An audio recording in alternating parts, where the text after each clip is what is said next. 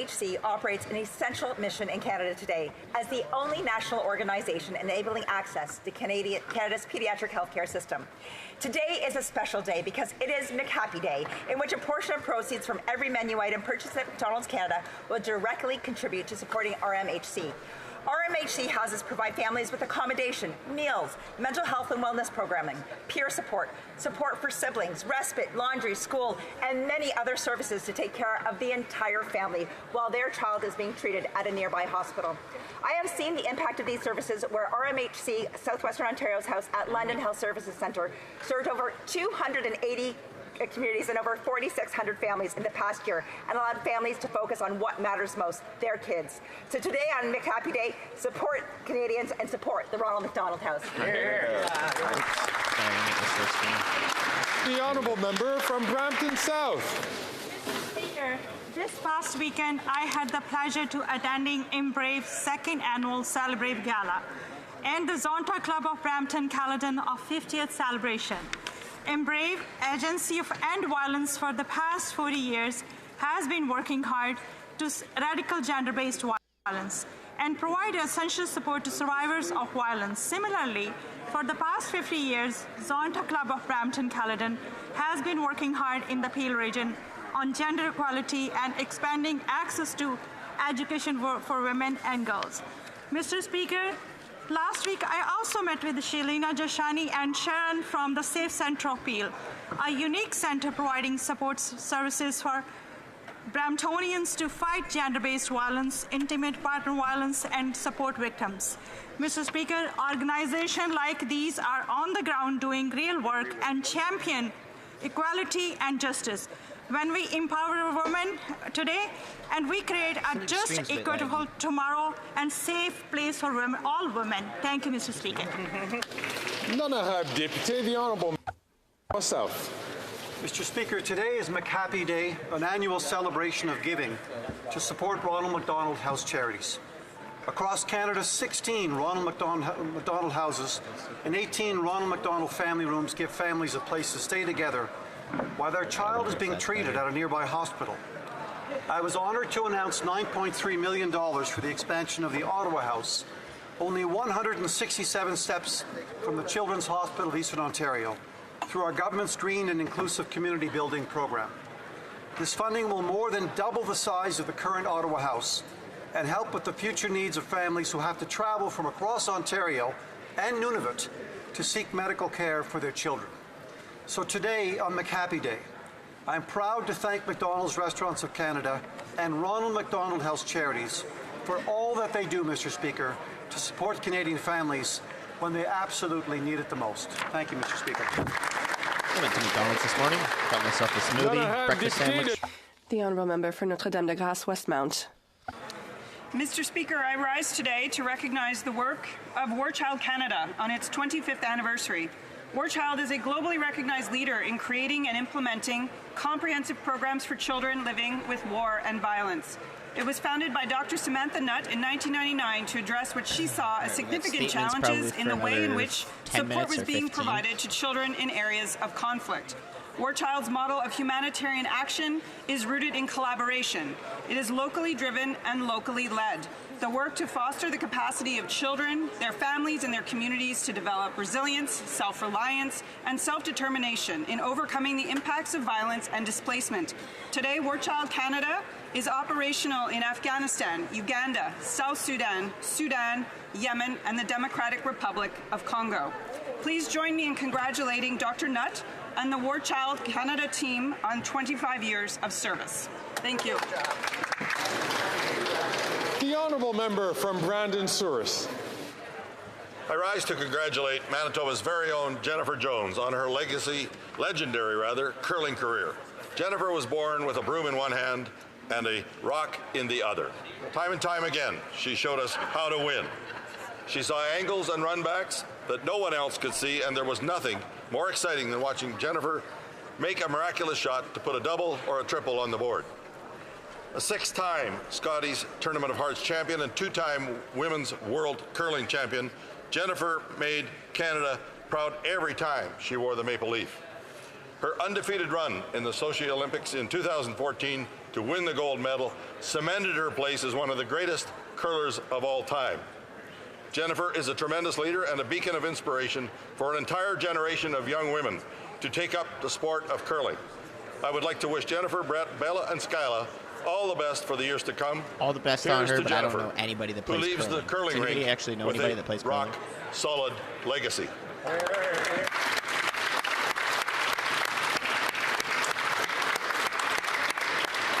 The honourable member from Oakville North, Burlington. Thank you, Mr. Speaker. May 5th marked National Awareness Day for Missing and Murdered Indigenous Women and Girls, also known as Red Dress Day. Alarmingly, despite comprising only 4.3% of the population, Indigenous women are 4 times more likely than non-Indigenous women to be the victims of violence, making up 16% of all female homicide victims and 11% of missing women. Since last year, I've been working with my friend, the MP for Winnipeg Centre, to implement a red dress system to rapidly notify the public when an Indigenous woman, girl, or Two-Spirit person goes missing. I've been honoured to take part in the consultations that have been Indigenous-led and informed.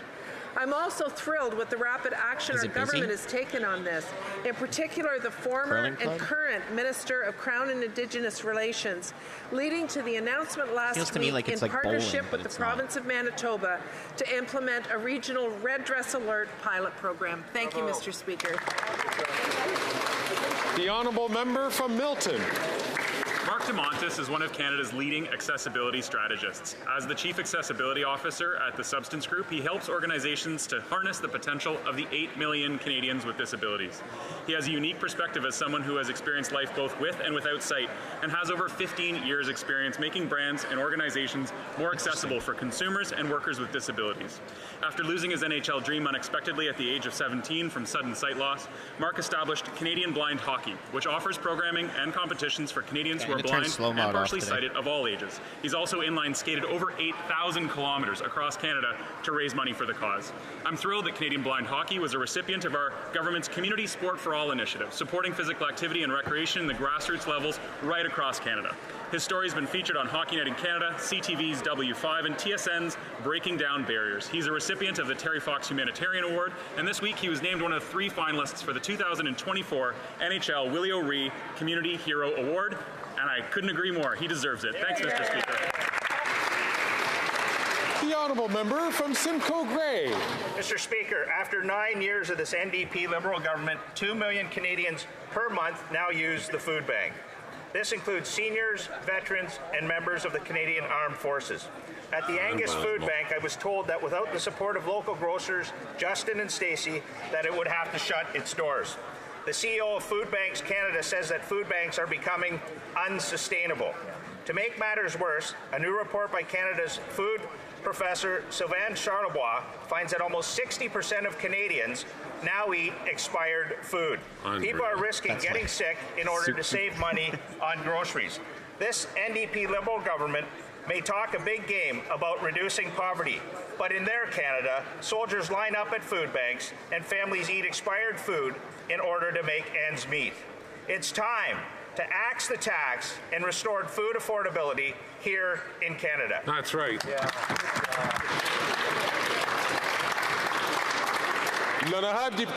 The honourable member for Beauport-Limoilou. Mr. Speaker, once again, I'm going to praise the solidarity and love of the arts and culture of the people of Beauport-Limoilou. Tomorrow, these 2 themes will unite around Jean-François Girard, the man behind Limoilou en vrac and organizer of Limoilou en musique. When it comes to arts and culture, you can be sure that JF is behind the scenes. Tomorrow, the Shaved Head Challenge will be the opening event of Limoilou en musique in solidarity with JF, who has been diagnosed with cancer. Together, we are with you, Jean-François. We all have someone in our lives who has faced or is facing cancer. Jean-François, Dad, my aunts Rosaline, Marie-Lourde, and Nathalie, my uncles Francis and Ghislain, my friends Caroline, Luc, Kirsty, and Patricia, they make up my list. Think of yours. Like Beauport-Limoilou, support research and your local organizations. Jean-François, we are in solidarity with you in chorus and in music. We will win.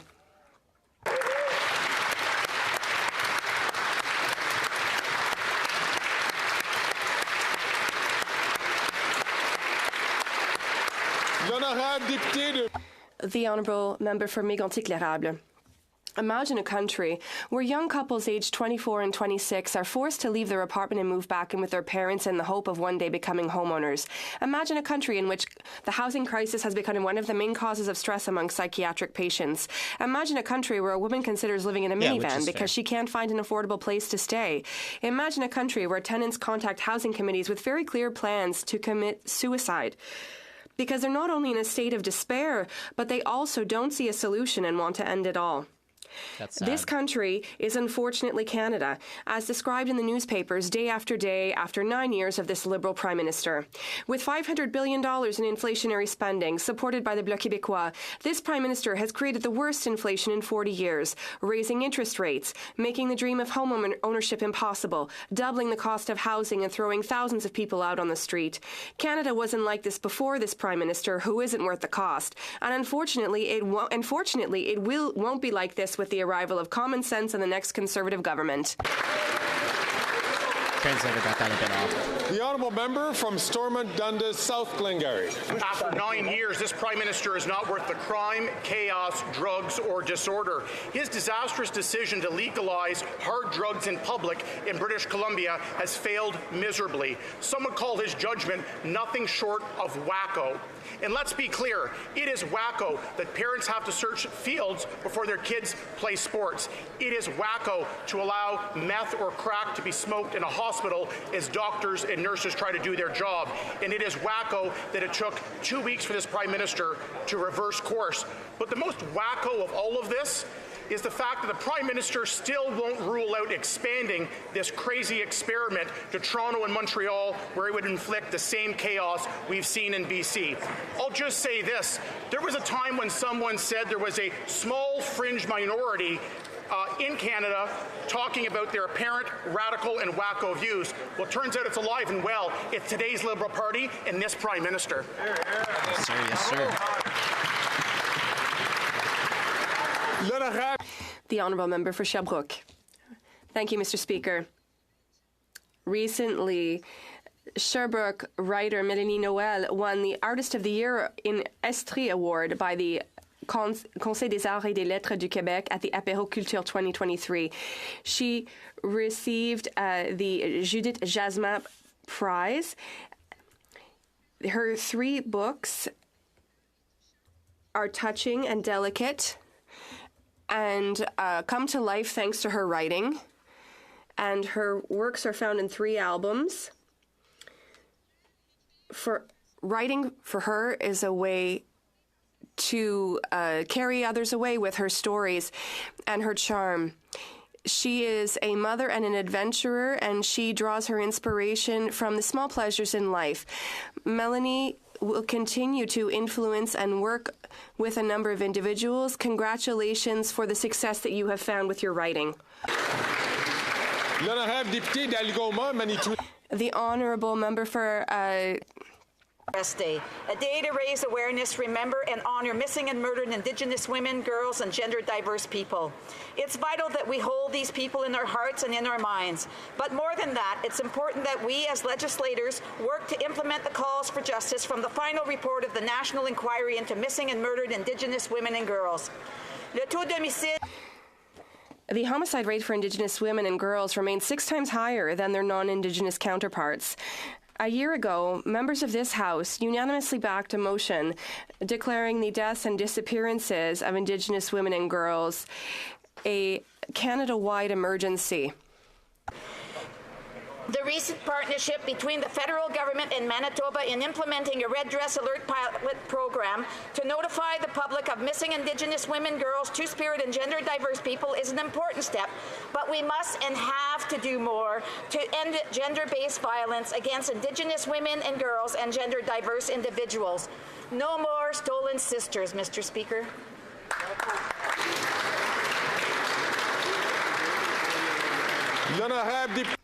The Honourable Member for Salaberry-sur-Roi. Mr. Speaker, history buffs will remember that on the night of May 7th, 1944, at the height of the Second World War, the frigate HMCS Valleyfield was torpedoed by a German ship. taking the lives of 125 crew members. In a scenario worthy of a blockbuster, the Valleyfield carried a top-secret decoder that allowed the Allies to send each other secure strategic messages. Okay. All this history is uncovered, shared, and highlighted by an exceptional man from Salaberry-sur-Roi, Lieutenant Pierre Lefebvre. His passion for naval history led him to erect a monument to the HMCS Valleyfield in 2000, bringing together survivors of the attack for the event. He also founded the Valleyfield Sea Cadet Corps 329. On the eve of his retirement from the armed forces after 46 years of service, I would like to acknowledge Mr. Lefebvre's work and thank him for his involvement in our community. Thank you, Pierre.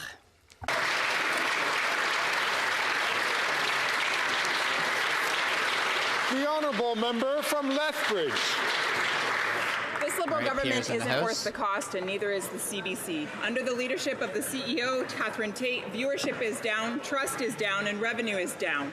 But despite this abysmal performance, the Liberal government has awarded Ms. Tate by extending her contract and granting another $60,000 bonus. That's more than most Canadians make in an entire year. Yeah. Another $15 million was handed over to the executives as more bonus money. And after this, the CEO had the nerve to come to committee and claim that the CBC is chronically underfunded, and then announced that she would be cutting 800 jobs. Then, just weeks ago, the Prime Minister announced that he would be giving $140 million more to this same failed institution, which means now the CEO can continue to give herself and the top executives big fat bonuses. Right. And this greed and incompetence is exactly what is dragging this organization down. Common sense Conservatives are calling on the Liberal government to instruct the CBC to stop awarding themselves big fat bonuses. The honourable member from Vancouver, Granville. Mr. Speaker, May 3rd commemorated World Press Freedom Day, a day when we celebrate journalists for the work that they do, the risks they take to keep us informed. They pay a high price, Mr. Speaker, from attacks by authoritarian regimes to criminal enterprises. Journalists risk life and limb pursuing truth. This year, the price was high. The deadliest year on record, 115 journalists dead in conflict zones, the word press emblazoned on their flak jackets, sharing stories that we need to hear. Hundreds more languishing in jail. While the Leader of the Opposition and others, as we've just heard, boast about putting for sale signs on the CBC, many around the world are putting up gravestones instead. It's a short trip from rhetorical attacks to the press to actual violence. As journalists perish in jails and newsrooms dim their lights, truth and fiction become harder and harder to distinguish. I am proud to be part of a government that stands with journalists, champions facts over misinformation, and reinforces the democratic values which we hold dear. I don't know about that one there, buddy. Oral questions. Questions orales. All right, here we go. The Honourable Leader of the Opposition.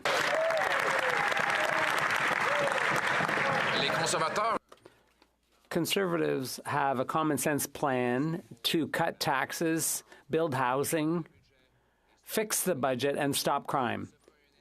And yet, this Prime Minister is not worth the cost. He doubled our national debt, doubled the cost of housing, and tripled it in Montreal, to be frank. The end of the month is approaching, and Quebecers have a lot of anxiety about paying their rent. Will the Prime Minister finally backtrack on his inflationary policies, which might make Quebecers lose their houses and apartments? The Right Honourable Prime Minister.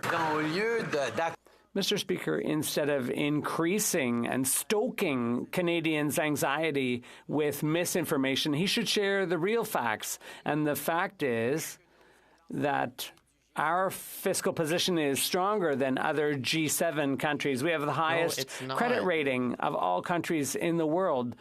We are working responsibly to ensure that the government's assets are used to the benefit of Canadians.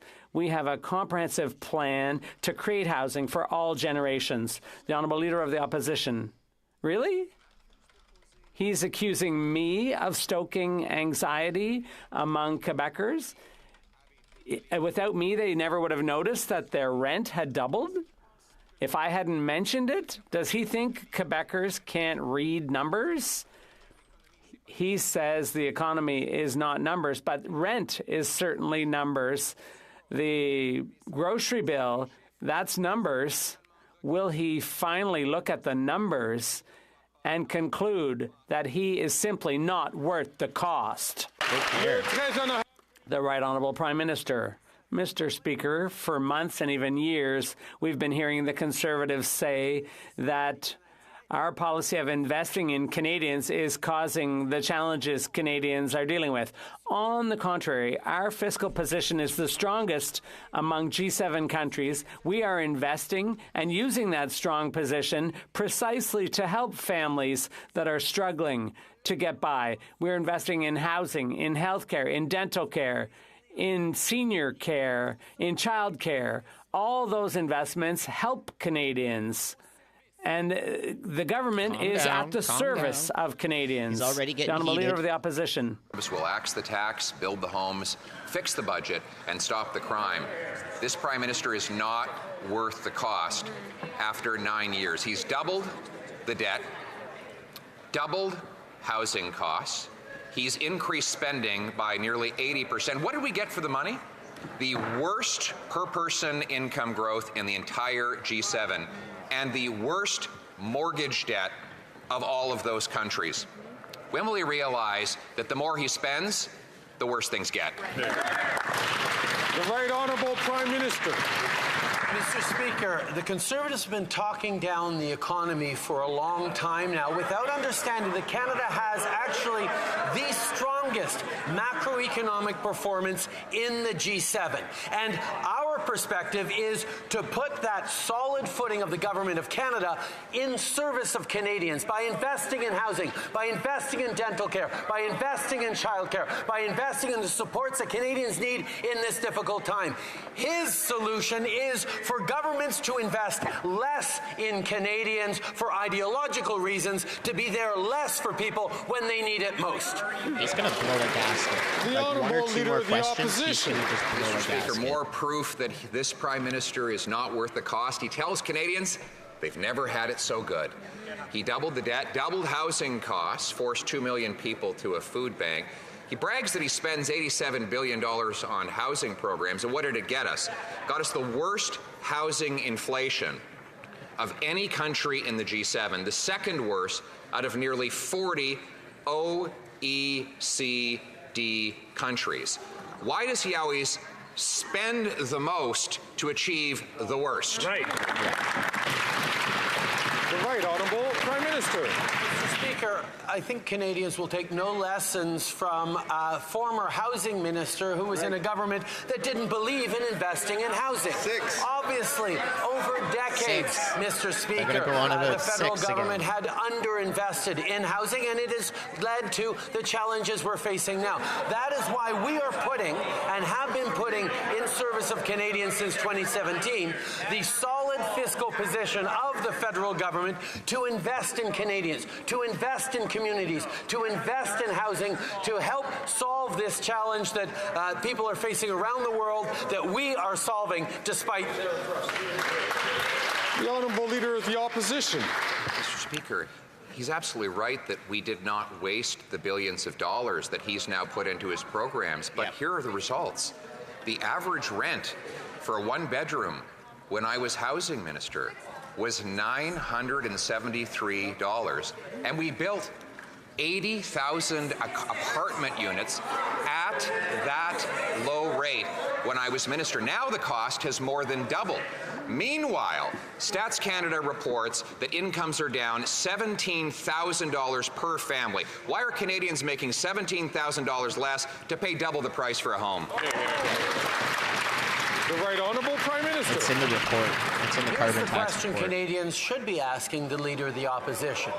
Given that Canada has one of the strongest economic balance sheets in the G7 right now, country for country compared, should we be investing to support Canadians and create housing with that solid balance sheet, or should, as the Conservative leader is proposing, we cut programs, we reduce investment investment and we do less for Canadians. When you talk like we that, should be putting the strong fiscal position of this government in service of Canadians. That's what we're doing. That's what he opposes. When you talk about our balance sheet, you're talking about stuff that we can sell off in order to pay off The this honourable debt. member for Belleuil-Chambly. If we needed to. Mr. Speaker, yesterday Which the includes Prime Minister pensions, which includes the appeared CBC, which to includes our military. condone the insulting comments of one of I'm sure his we have a balance members sheet, that but have reverberated around the Francophone world. You don't just spend because you can sell off But stuff. it's all a bit of a distraction because the real issue is the funding of French language universities.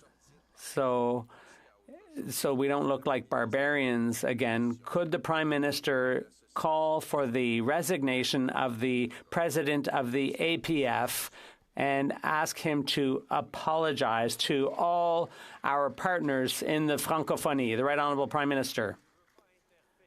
I wouldn't like to interfere with the poetic arguments of the leader opposite, but the fact is that it's been known for a long time. It's the word that our member used has been used for a long time. He didn't invent it. Our member didn't invent it. He did apologize and withdraw his remarks. But the fact remains, Mr. Speaker, that we will stand up to protect Francophones all across the country and to defend French in Quebec, but also, and this is something the Bloc would never do and could never do, which is defend French outside Quebec all across the country. He's already fired up. The honourable member for Belleuil-Chambly. Like 10 minutes in the Mr. question Speaker, period, he's already fired there's an up. expression in Quebec, I can't do anything that he doesn't do himself. So he's doubling down. He's laying it on thicker. He continues to condone comments that make no sense. He's trying to do something. He's trying to joke, but he's not very good at that. Could he simply take responsibility and shut up the clown beside him and call on the president of the APF to step down? The Right Honourable Prime Minister. The Bloc leader's responsibility is simply to pick fights with Ottawa. Our responsibility as a Liberal federal government is to defend official languages all across the country, to defend French in Quebec, but also defend French all across Canada. We will stand up and remain to defend language minorities all across the country. But it shouldn't surprise anyone that the most recent bugbear of the Bloc Québécois is to attack Franco-Ontarians. Everyone Calm knows down. that they don't Holy like crap. Francophones outside Holy Quebec. Smokes. He is fired up The today. honourable member from Burnaby South. Canadians are struggling to put food on the table, and what are the Liberals doing? Well, they're giving $25 million to Costco and Loblaws. And what are the Conservatives doing? Well, the Conservatives, their leader is too busy whining and dining corporate lobbyists in private dinner clubs. New Democrats have a clear plan. We need to tackle corporate greed. We need to make sure we bring down the prices and stop giving millions of dollars to corporate grocery stores. When will the Liberals, when will the Prime Minister stop giving big grocery a free ride? The Right Honourable Prime Minister. Mr. Speaker, not only are we continuing to move forward on our grocery code of conduct, but we're working on our project to make food more affordable through competition reforms. And now we're creating a national school food program, which is expected to provide meals for more than 400,000 kids a year and save the average family with 2 children as much as $800 per year on grocery costs. We're also ensuring the wealthiest pay their fair share. And indeed, Mr. Speaker, there are measures in the House right now that will crack down on predatory pricing, and the NDP has the opportunity to support us as it goes through this House. The honourable member for Burnaby South. Have the courage to take on corporate greed, which is driving up the cost of food, but we do. Centrist? No, they're left. They're As people farther struggle left to than fill their Liberals. fridges, the Prime Minister is giving $25 million to Loblaws and Costco when they're making record profits. What's it going to take for this Prime Minister to understand These big grocery chains are raking in billions. They really don't need the handouts. The Right Honourable Prime Minister. Mr. Speaker, not only are we continuing with the code of conduct for grocery stores, we're also making reforms to competition that should help bring prices down. We also are launching a national food school program that should help 400,000 school kids every year and allow families to save up to $800 per child.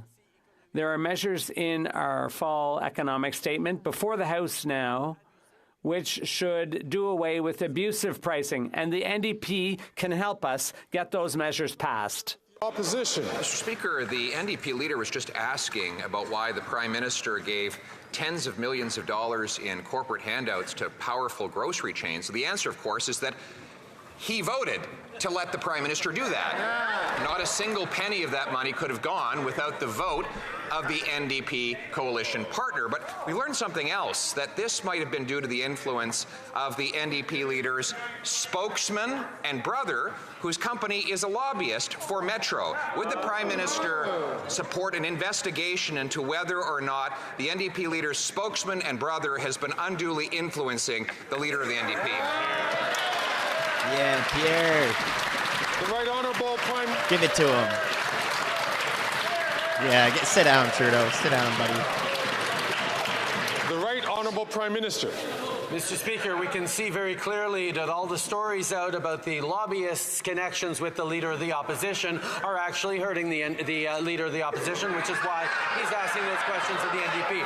But he has an opportunity right now, Mr. Speaker, to make it clear that he stands with Canadians and stands to ask the wealthiest to pay a little more by announcing now that he will support our measure on increasing the capital gains imposition on Canadians, asking the wealthiest to pay a little bit more. He has dodged that question since the budget came out. Does he support the increase on the capital gains inclusion rate?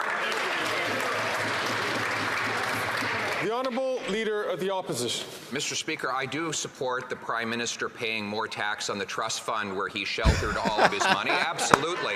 He doesn't, unfortunately, support his own policies. That's why he won't put them into a budget bill. But one tax he is increasing is the carbon tax on food. He's doing it with the help of the NDP. We already have the second highest carbon tax in the entire developed world. And yet, if the NDP Liberal government is re-elected, they plan to quadruple that tax to 61 cents a litre on the farmers and truckers who bring us our food. How will Canadians afford to eat, heat, and house themselves? The Right Honourable Prime Minister. Once again, Canadians saw that he avoided pronouncing on whether or not he supports our increase to the capital gains inclusions rate. But in regards to his deflection onto carbon pricing works. We are on track to meet our emissions for the first time in any government in Canadian history. And Canadians get more money back in their pockets thanks to the Canada Carbon Rebate. And families are already using that rebate to help pay their bills and plan their monthly budgets. Meanwhile, the Conservative leader continues to oppose every measure we put forward for both affordability and fighting climate change. Hear, hear. The Honourable Leader of the Opposition. Mr. Speaker, this Prime Minister, just like his carbon tax, is not worth the cost. The tax is already up to 17 cents a litre, higher than he promised it would go. And he plans to quadruple it further to 61 cents a litre. This after it is a proven environmental failure. Canada ranks 62nd out of 67 countries when it comes to fighting climate change. And this is precisely because what he has is a tax plan and not an environmental plan. Will he stop? Why won't he adopt our common sense plan for technology and not taxes? The Right Honourable Prime Minister.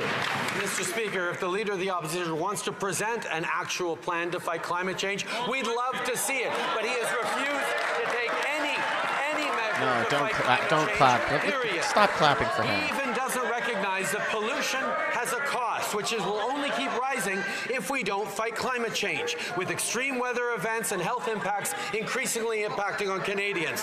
Indeed, the Conservative leader thinks it should be free to pollute, and that we shouldn't be giving more money to Canadians through the Canada carbon rebate.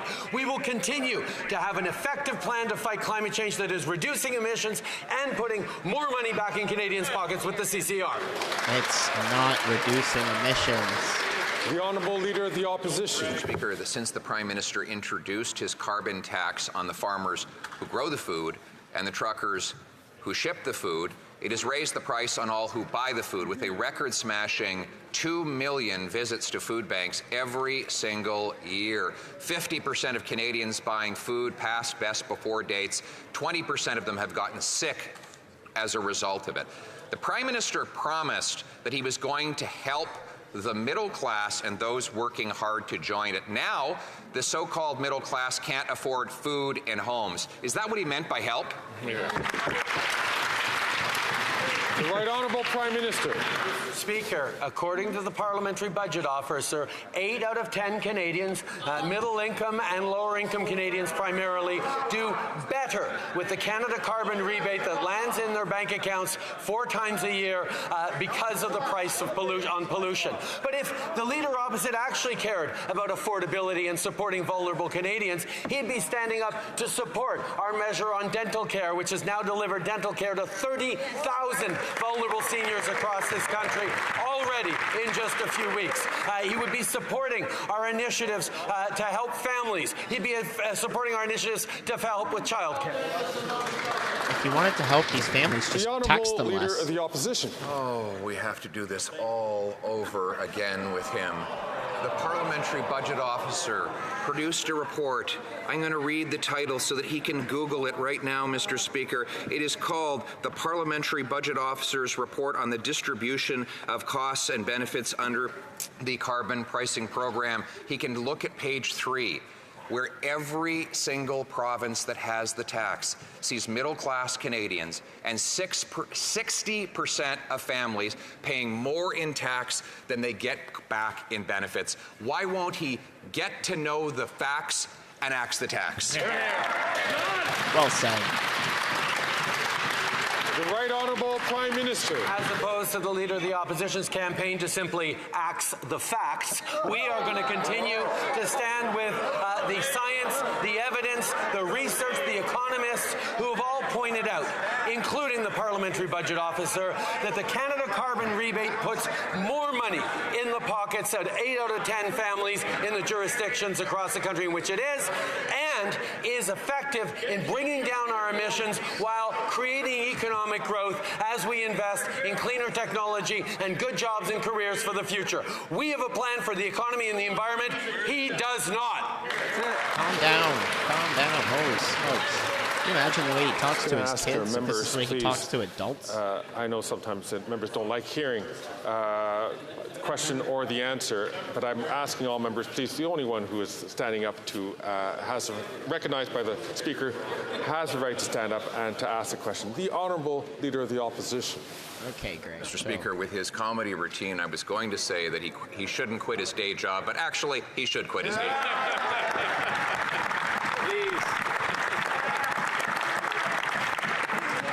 But he shouldn't go into number crunching, whatever his next job is, because he doesn't believe the economy is about numbers. And I don't blame him, because if I had his economic record, I wouldn't want to talk about numbers either.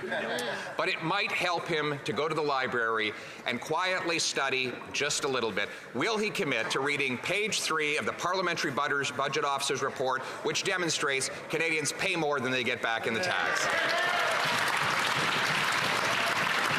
The Right Honourable Prime Minister.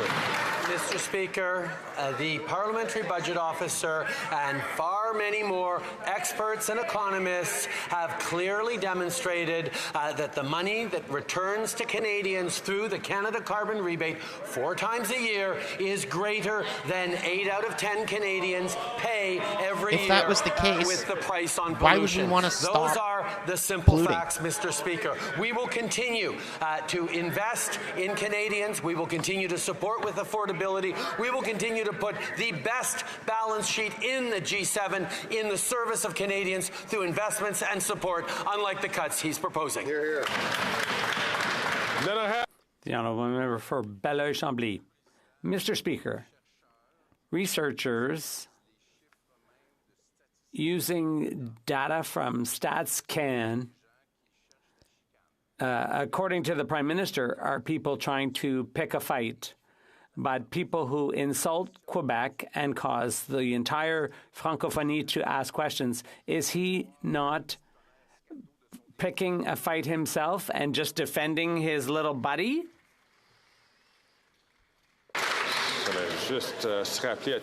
I'd just like to remind all members to be very cautious with their use of terms in asking questions or answering. Greg is Let's make sure everything's parliamentary. The Right Honourable Prime Minister. Mr. Speaker, the member apologized and withdrew his use of the term cabron. We will continue to defend French and the Francophonie all across the world and Canada, which unfortunately the Bloc can't do because they attack Franco-Ontarians and they attack language minority communities all across the country. We will always stand up to defend French in Quebec to the tune of billions in investments, and we will be there for minority language communities all across the country, as we always have done. The honourable member for Belleuil-Chambly. Mr. Speaker, the term I used and which you mentioned was far less serious than the term he used opposite, which everyone's turning a blind eye to. Yep. The Prime Minister always tries to pit Francophones in Quebec against those outside Quebec, but I would remind him that during the last election campaign, I raised the issue of Francophones outside Quebec, and he said this isn't the right place to be talking about that. Is that picking a fight? Is that not picking a fight? The Right Honourable Prime Minister. Mr. Speaker, I would be delighted to be able to work with the members of the Bloc in defending French language communities all across Canada. But as you know, French may be doing better. If it's doing better in the rest of the country, that would do damage to their dream of independence. So that's why they really don't give a hoot about Francophone communities outside Quebec. Whoa. They think Quebec is the only place where French needs protection. But we are working to protect French in Quebec, but we are doing the same all across the country. The Honourable Leader of the Opposition. After 9 years, this Prime Minister is not worth the cost of housing. He has doubled the cost of housing. And now the crisis is such that more people than ever in Quebec are struggling.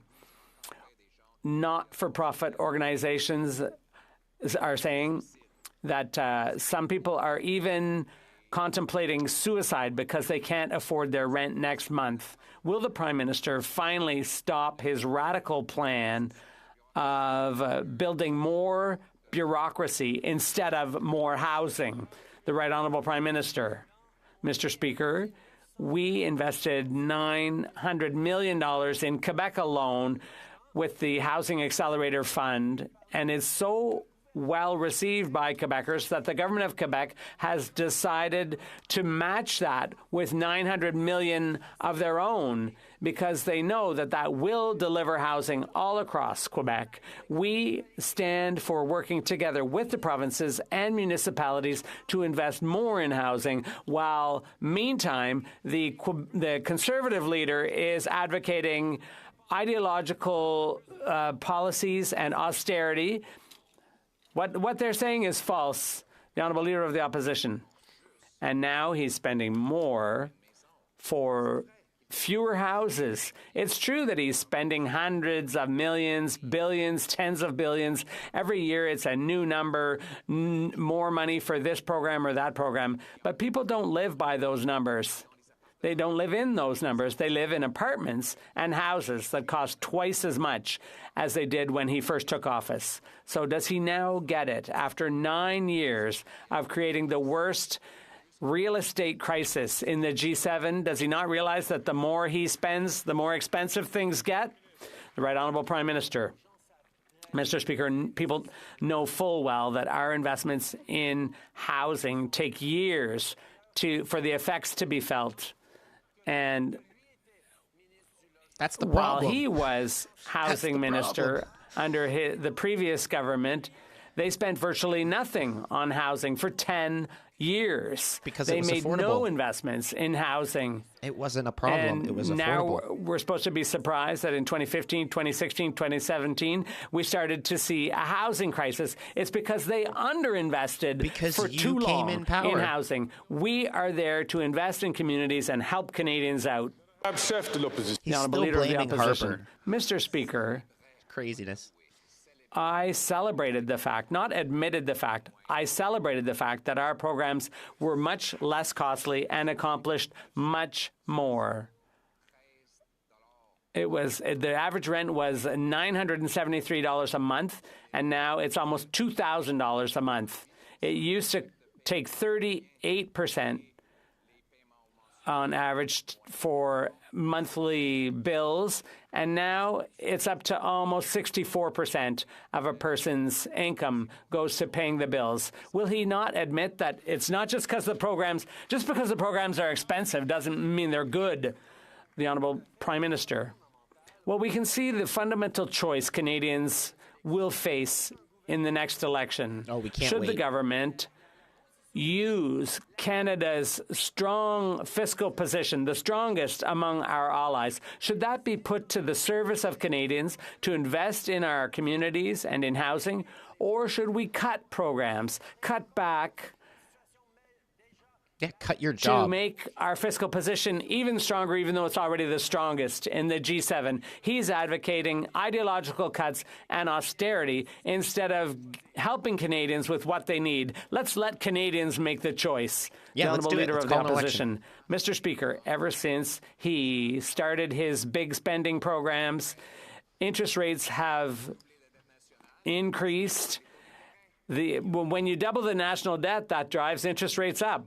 Imagine. And everybody can see that that's the result. And that's why Canada has the highest mortgage debt and the highest housing costs in the G7. Will he not follow my common sense plan, dollar for dollar spending and reduction to reduce inflation rates? The Right Honourable Prime Minister. Mr. Speaker, because of our sound fiscal management, inflation is coming down into the target range set by the Bank of Canada, and interest rates will also start coming down in the months to come. You can't make that decision. You're not the Bank of Canada. And the Leader of the Opposition is mixing two things up. Our very strong fiscal position and the situation of Canadian families who need more help. I am proposing that we use our strong position to help Canadians, but according to him, the government should cut back on services to Canadians, and he is wrong.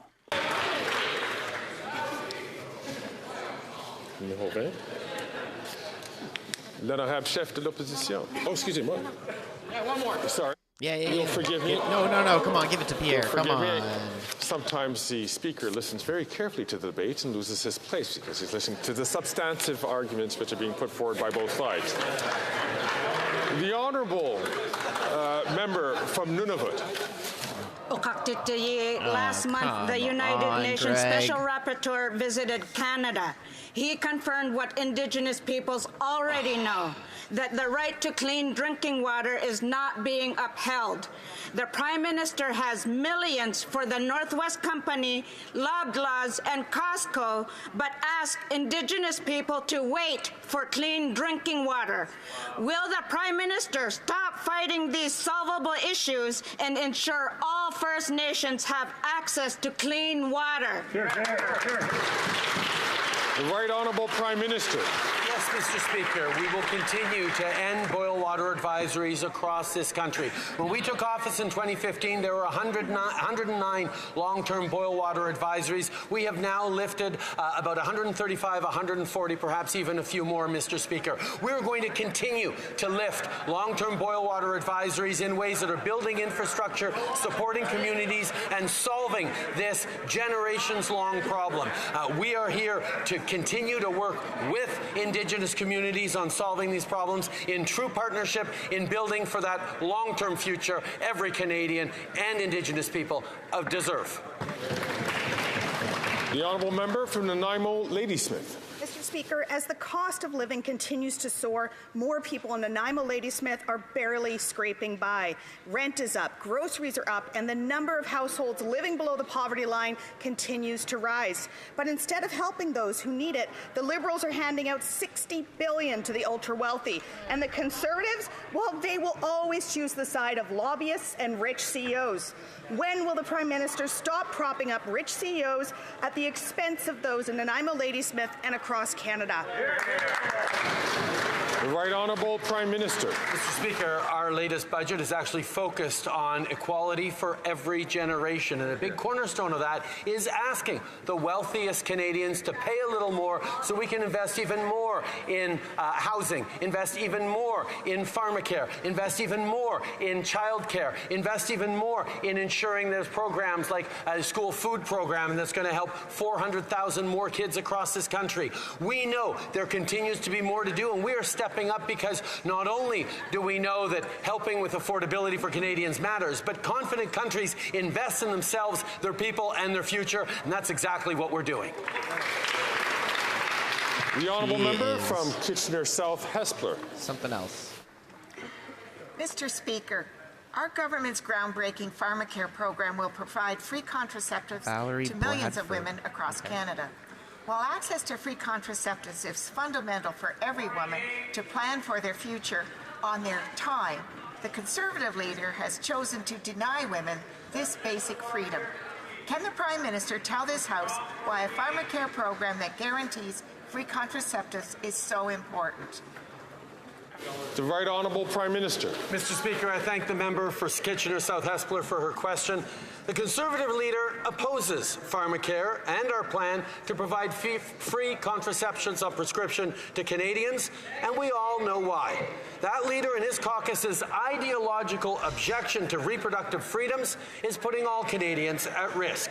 Yesterday, the member for Peace River Westlock sponsored an anti-choice petition, and the member for Yorkton Melville has introduced several private members' bills that would serve as a sneaky backdoor to limit women's bodily autonomy. One would think that someone who claims to stand for freedom would be there for women as well, but he's not. Such a liar. That's not what he said. The Honourable Leader of the Opposition. After 9 years, this Prime Minister is not worth the cost. Drugs, crime, and disorder are rampant, and they offer care to children, and some people have to think about moving because a man died of an overdose in front of an early childhood care center. Will the Prime Minister listen to the Mayor of Montreal, who wants to legalize hard drugs, as he did in British Columbia? Is that what he's going to do? The Right Honourable Prime Minister. Mr. Speaker, it's shameful to see the Leader of the Opposition instrumentalize tragedy to fearmonger and to raise funds for his party. Mr. Speaker, the reality is that they're wrong about the facts. There is no one in this country, beside the Leader of the Opposition, who is talking about legalizing hard drugs. Our approach is based on science, compassion, and a public health approach. That is what people need. They need housing and services and assistance, and that's what we're delivering. The Honourable Leader of the Opposition. His government that's talking about legalizing drugs. They did it already. They legalized hard drugs in British Columbia, and the NDP in that province pulled back just before their election. Now, the Prime Minister has in his possession an application from the City of Toronto to repeat the same nightmare in that city. The minister responsible says that application is, quote, dormant, not dead, dormant. Dormant means asleep. Isn't that really the Prime Minister's plan, to wake it up after the election so that he can impose the same thing on Toronto he did in BC? Great question. The Right Honourable Prime Minister. Speaker, it's shameful to see the Leader of the Opposition misleading this House, misleading Canadians for his own fundraising political gain. There is nobody in this country talking about legalizing hard drugs, with the possible exception of members of the Conservative Party themselves. You've already Mr. Speaker, done it. our approach is focused on a public health approach grounded in science, compassion, and community safety. We're talking about the wraparound services like housing, mental health treatment, harm reduction that is helping people around the country, and we will continue to work with provinces and jurisdictions in their approach. The Honourable Leader of the Opposition. The Prime Minister is playing word games again.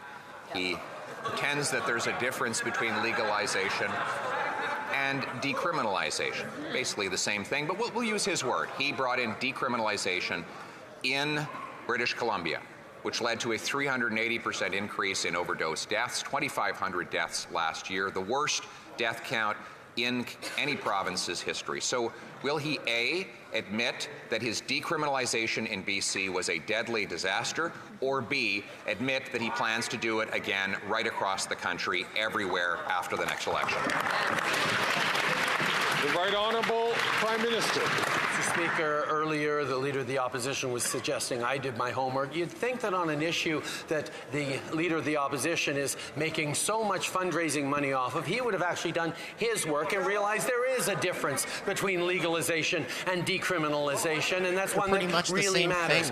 We, yes, responded to a request for a pilot project by British Columbia to continue to try and approach new approaches in solving this toxic drug overdose epidemic, and we will continue to work with British Columbia as we have, as they choose to make adjustments to their pilot project, because we know saving lives and keeping communities safe is the most important thing. The Honourable Leader of the Opposition. Mr. Speaker, I just asked now 4 times whether he plans to replicate in Montreal, in Toronto, or anywhere else the radical experiment that he's had to backpedal on in British Columbia. He won't answer the question. He has a request from the Montreal Mayor, the Toronto City Hall, and we don't know what other municipalities. So either A, he believes the experiment was a disaster, or B, he plans to repeat it. Which is it? The Right Honourable Prime Minister. Mr. Speaker, I have answered this question many times by saying that the only way we move forward on any proposals across this country around decriminalization or other methods to support to fight the toxic drug overdose is when provinces step up and actually ask for it. Failing that, we will not be moving forward on any modifications. However, there are provinces that are choosing to reduce their harm reduction measures, and we will continue to increase harm reduction and public health responses to overdoses and safe supply issues right across the country. So you will go against the province, but you won't go against the province, but you will. Mr. Speaker, now let's talk about extremism. Last week, there is a party leader in this House who was expelled for the use of the word extremist, and he did not apologize. Today, the Prime Minister is commending his friend for having used exactly the same word to witnesses, guests at a committee. Is this a double standard, or is he going to also expel his crony from the Francophonie Parliamentary Assembly? That's the Right Honourable Prime Minister. One time I like the question from the block. Mr. Speaker, As I said earlier, I expected the member to apologize and withdraw his remarks, and that's exactly what he did. At the same time, Mr. Speaker, we're going to continue to defend the French fact across Canada and in the world with our participation in the Francophonie, with our conviction that not only do we have to protect both our official languages across the country, but we also need to be there to invest in and protect French in Quebec. And we're the first government to have done so, and we're going to continue to be there to protect French throughout the country. The Honourable Member for Belleuil-Chambly. I just heard him say that both official languages have to be protected. Where does English need to be protected?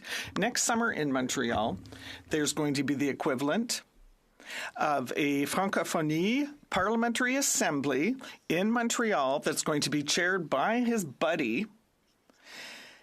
But I think I've understood, Mr. Speaker, for the Liberals, they're trying to tell everyone that French is fine in Quebec and they don't have to do anything. That's just to appease English Canadians, isn't it? The Right Honourable Prime Minister.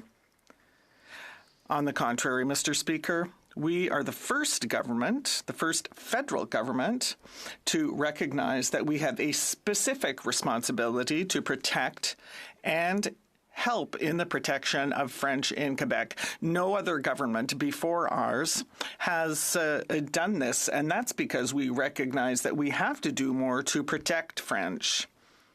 But unlike the Bloc, we are not only focusing on French in Quebec. We're going to continue to protect it across the country. In Acadia, we're going to do it in Ontario, in Manitoba, in the north, across the country. The Honourable Leader of the Opposition. Not only is the Prime Minister refusing to rule out future decriminalization across the country that has just failed in BC, he's now just announced he plans to spend even more tax dollars on narcotic opioids. According to the Vancouver Chief of Police, 50% of the recovered hydromorphone was originated with government programs handing it out as so-called safe supply. This program has led to a 166% increase in drug deaths across the country since it was brought in. Why won't he accept my common sense plan to stop giving out deadly drugs and start giving out treatment? The Right Honourable Prime Minister. Mr. Speaker, the Leader of the Opposition proposes to return to the failed Harper-era approaches on opioids that their own former advisor, Benjamin Perrin, called obsolete and immoral. Mr. Speaker, over the past number of years, we've invested in a compassionate, science-based, evidence-grounded approach that includes harm reduction, that includes approaching with a public health lens on this. It also includes investing in housing, in mental health supports, in frontline workers, in addiction treatment and recovery programs. These are the things that move us forward, Mr. Speaker. The Honourable Leader of the Opposition. Mr. Speaker, when we were in government, there were 60% fewer overdose deaths. This problem accelerated after he brought in these radical programs that are not done anywhere else to give corrupt pharmaceutical companies money to hand out more drugs. David McAvoy, an addiction outreach worker right here in Ottawa, says that he witnesses the so-called safe supply clients diverting their taxpayer-funded drugs to the black market, and that they are given, quote, an insane quantity of drugs. Will the Prime Minister stop giving out insane quantities of heroin-grade opioids and start bringing treatment so we can bring our loved ones home drug-free? The Right Honourable Prime Minister. I don't know that any Canadian would think that adding more ideology to our approach to public health, dealing with the opioids epidemic, is a solution, and yet that's the only thing that the Conservative Party seems to offer. We will continue to be grounded in a compassionate, science-based approach that works with local partners, that attempts to provide the kinds of wraparound services, whether it's housing, whether it's healthcare, whether it's addiction treatment and recovery, whether it's culturally appropriate services for those who need it. We will continue to be there to help heal people, not imprison them. The Honourable Leader of the Opposition. They are there to help kill people right now. That's exactly what they are doing. And, Mr. Speaker, Don't. I swear to God, if Greg makes him withdraw this. I'm going to. Colleagues. I'll be coming. Colleagues.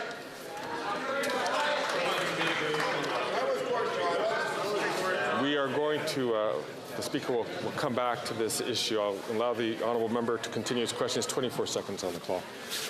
Not only is his policy killing people, but this Prime Minister is by far the most radical ideologue who's ever occupied that job. Yes. But always with these radical policies comes profiteering. The companies that are making the money off of the opioids that are funded by Canadian taxpayers, and it is indeed sick, Mr. Speaker. Will the Prime Minister agree to release all of the contracts for those pharmaceutical companies? Great question, but he could barely get it out because they're heckling, and Greg's not even stopping them. Prime Minister. Mr. Speaker, we are facing right across the country a toxic drug and opioid epidemic that is taking lives left, right, and center, that is hurting communities, that is hurting family members who are losing loved ones at an alarming rate that is something we need to respond to. And we have continued to work jurisdiction by jurisdiction in thoughtful ways to try and do everything possible to both keep communities safe and to keep families from suffering these further losses and support people struggling with addiction. We will continue to be grounded in evidence and support. Right on. The honourable member from Vaughan Woodbridge. Mr. Speaker, as you know, more Canadians are now renting than ever before. These renters, many of whom are seniors or on fixed incomes, face rising rents and renoviction threats. Can the Prime Minister tell this House what our government is doing to help them stay? Why are we getting a Liberal asking a Liberal? Colleagues, I know it is Wednesday. I know that members have come out of caucuses and they're ready to go. But it's really important that we take the opportunity to listen to the questions. Be from the top because the Speaker can't help it. So.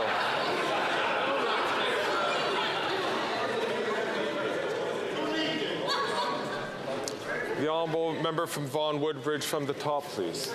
Mr. Speaker, if I can make a point of order. It's question time. The honourable member is you an can't make a point of order. He knows that there are no points of order during question period. The honourable member can raise a point of order after question period. The honourable member from Vaughan Woodbridge from the top, please. Mr. Speaker, as you know, more Canadians are now renting than ever before. These renters, many of whom are seniors or on fixed incomes, face rising rents and renovation threats. Can the Prime Minister tell this House what our government is doing to help them stay in their homes and enjoy affordable and stable accommodation? He's not doing anything. He's doing the opposite of that. The right honourable Prime Minister. Speaker, I agree with the member for Vaughan Woodbridge that more needs to be done for renters. That's why we're unlocking well over 600,000 new rental homes across the country for the middle class, investing $1.5 billion to keep affordable apartments affordable, and introducing a new Renters' Bill of Rights to protect renters. The Leader of the Opposition doesn't seem to worry about renters. He was housing minister in a government that pulled out of housing, and now he wants to raise the taxes on apartment construction and continues to delay debate on his own housing proposal because he knows it doesn't measure up. We will not rest until we level the playing field for renters. The Honourable Leader of the Opposition.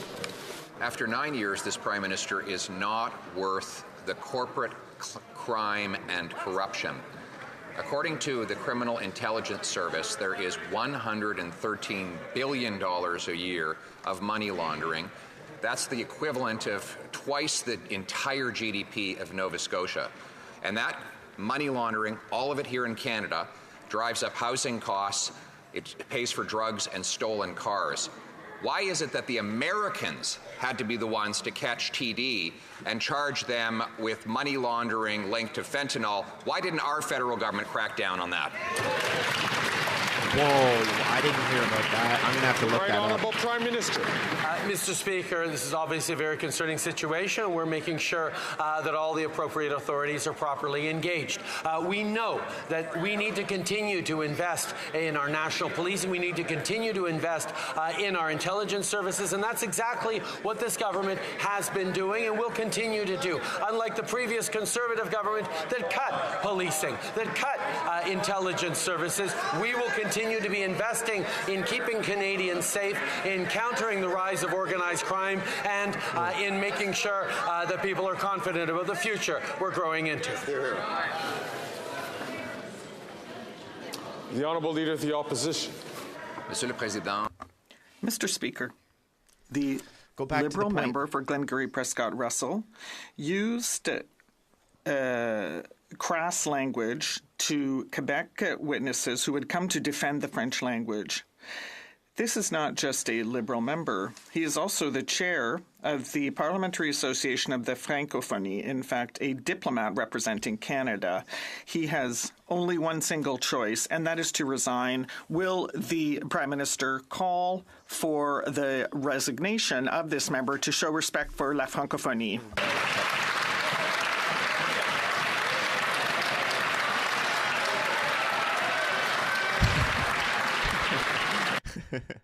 Oh, again today? To Quebec witnesses who had come to defend the French language. This is not just a Liberal member. He is also the chair of the Parliamentary Association of the Francophonie, in fact, a diplomat representing Canada. He has only one single choice, and that is to resign. Will the Prime Minister call for the resignation of this member to show respect for la Francophonie?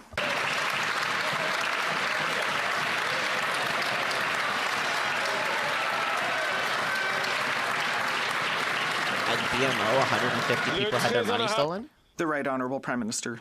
Mr. Speaker, we can see the reaction of the Francophone members in the Conservative Party when the leader finally is showing concern about French in Canada. We are here to defend la Francophonie. We are here to defend the French fact across Canada.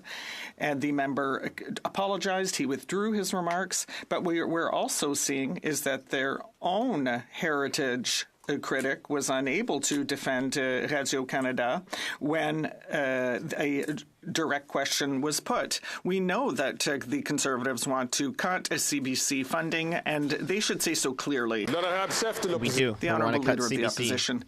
Mr. Speaker, he's the one who's cutting funding to Radio-Canada CBC, and we are the ones who are going to protect Radio-Canada at CBC, and we're going to conserve jobs at CBC.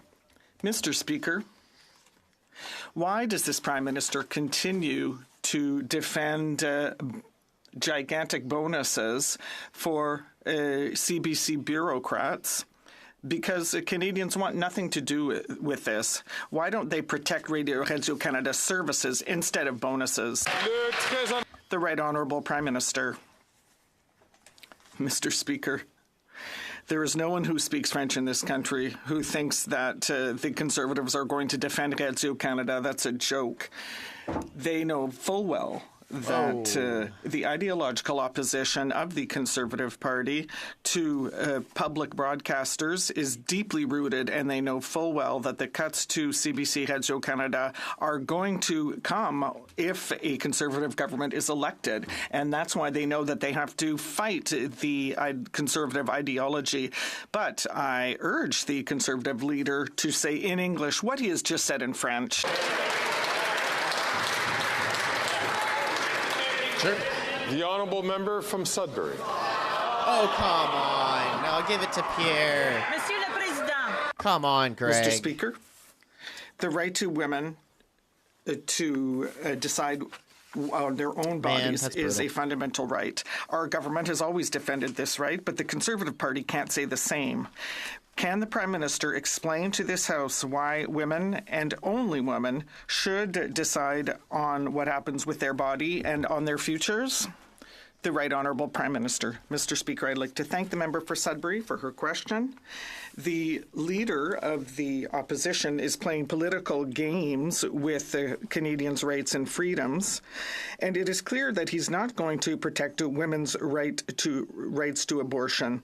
He boasted about using the notwithstanding clause to trample on the rights of Canadians, and women's right to choose should not be debated in this House in 2024, but because of him, it has come up. I hope that tomorrow all of the Conservative caucus will be here in the House for Canadians instead of going out to oppose abortion. Canadian women deserve better.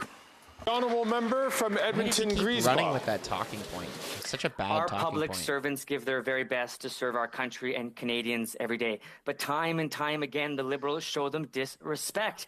The union has been blindsided by this government's new rules forcing workers back to the office when they don't even have enough space for them.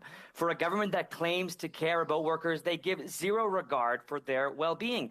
Can this government tell us if they've consulted with the union on these changes, or did they act unilaterally without any respect for workers? The Right Honourable Prime Minister.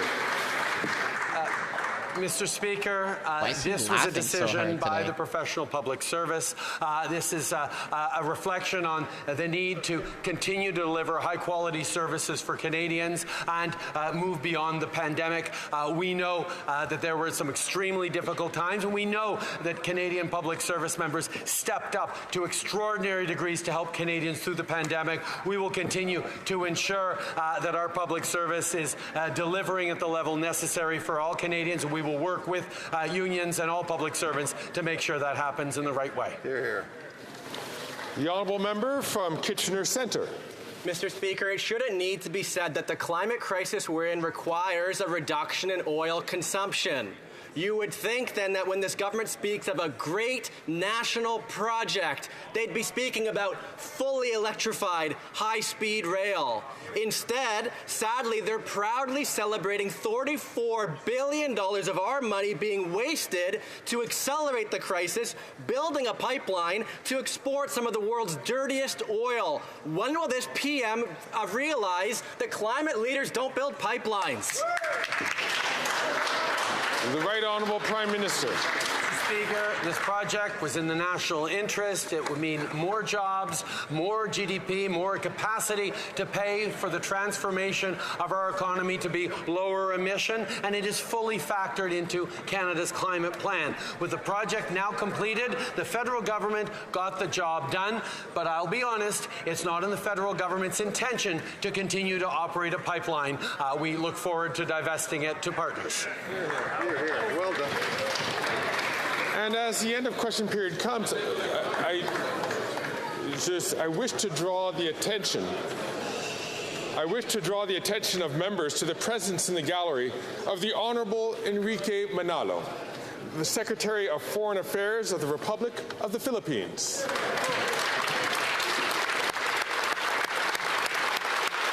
I'm sorry that you had to watch that. You came all the way from the Philippines and you had to watch this clown show. I'm so sorry. Appel au règlement, je vois l'honorable. On point of order, I see the honourable. I want to hear this point of order. There should be a couple points of orders. Portneuf Jacques Cartier rising. Thank you, Mr. Speaker. I rise on a point of order about the inappropriate terms used by the member for Glengarry Prescott Russell, which took place at the Official Languages Committee.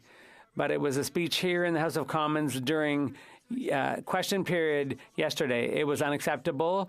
The Liberal member insulted witnesses who'd been invited to share their expertise and their knowledge in connection with the committee's study. The member for Glengarry Prescott Russell told the witnesses they were full of shit, and that's unacceptable to treat a witness that way. I would ask you, Mr. Speaker, to sanction the member for his unparliamentary language and call on the member for Glengarry Prescott Russell to officially apologize here in this place. Je remercie mon collègue. I'd like to thank my colleague for Portneuf-Jacques-Cartier for raising that point, but as he knows full well, the chair can only intervene when members use unparliamentary language here in the House of Commons. We'll have to await the committee's report. It's up to them to submit their report. It being 3:25, the House will now proceed to the taking of the deferred recorded division on the motion to concur in the 8th report of the Standing Committee on National Defence. Call in the members. Again, lots of clips coming out in like an hour. Some really good committee clips. I've got one of Cooper just ripping into a couple Liberal MPs during committee. It's great. And then we'll be live again tomorrow for question period. So 2 o'clock tomorrow. And that's it for today, guys.